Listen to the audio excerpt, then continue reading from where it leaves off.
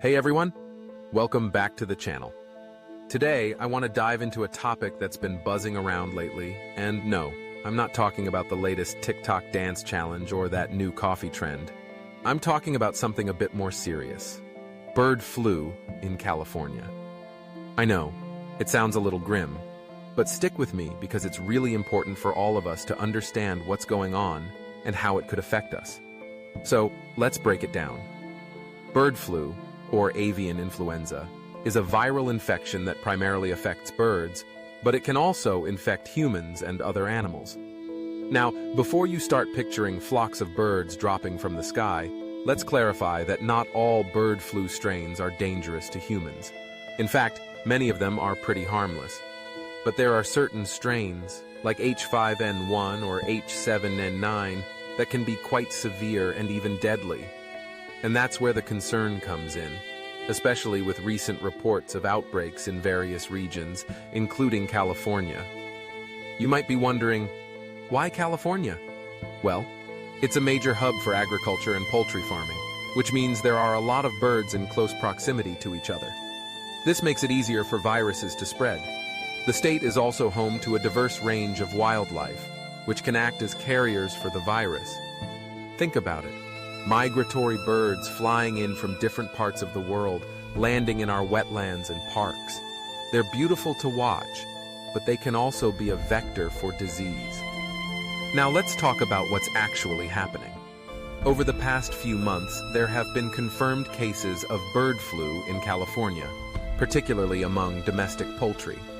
Farmers have had to cull infected flocks to prevent the virus from spreading further. This isn't just a minor inconvenience. It has significant economic implications. Poultry farmers are facing tough times, and that could ultimately affect the prices of eggs and chicken in our grocery stores. So, if you've noticed your favorite brand of eggs costing a bit more lately, this could be part of the reason. But here's where it gets a little trickier. While bird flu primarily affects birds, there's always a risk of it jumping to humans, especially for those who work closely with poultry. The Centers for Disease Control and Prevention, or CDC, has been closely monitoring the situation. They emphasize that the risk to the general public is low, but it's still something we need to keep an eye on. If you're a backyard chicken owner or work in the poultry industry, it's crucial to follow safety guidelines and keep your birds healthy.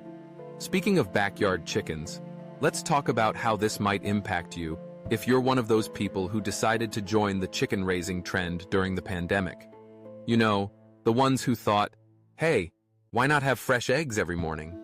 Well, if you've got chickens, it's essential to keep them away from wild birds and to practice good biosecurity measures. This means things like cleaning your equipment, washing your hands, and keeping your coop secure. It might feel a bit extreme, but trust me, it's better to be safe than sorry. Now, I know what you're thinking. This all sounds pretty scary, but what can I do about it? Well, first off, stay informed. Follow reliable news sources for updates on the situation. The California Department of Food and Agriculture and the CDC are great places to start. They provide up-to-date information on outbreaks and guidelines for poultry owners. Secondly, if you're a bird lover or enjoy watching wildlife, it's a good idea to avoid areas where there have been confirmed cases of bird flu.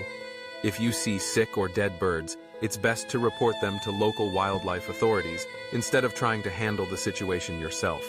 And please, don't attempt to rescue or rehabilitate wild birds without proper training. It might seem like a good idea, but you could inadvertently spread the virus or put yourself at risk. Let's also touch on the environmental angle. The spread of bird flu can have ripple effects on ecosystems. When entire flocks are culled, it disrupts local wildlife populations and can lead to imbalances in the food chain.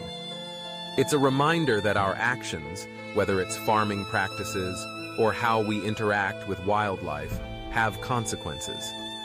We're all part of this intricate web of life, and we need to be mindful of our impact. Now, I don't want to leave you feeling overwhelmed or anxious. It's easy to get caught up in the doom and gloom of headlines, but remember that we've faced outbreaks before, and we have the tools to manage them. Vaccination for poultry, strict biosecurity measures, and public awareness are all key components in controlling the spread of bird flu. And hey, if you're looking for something positive to focus on, consider supporting your local farmers. They're the backbone of our food system. And by buying local, you can help them weather these challenging times.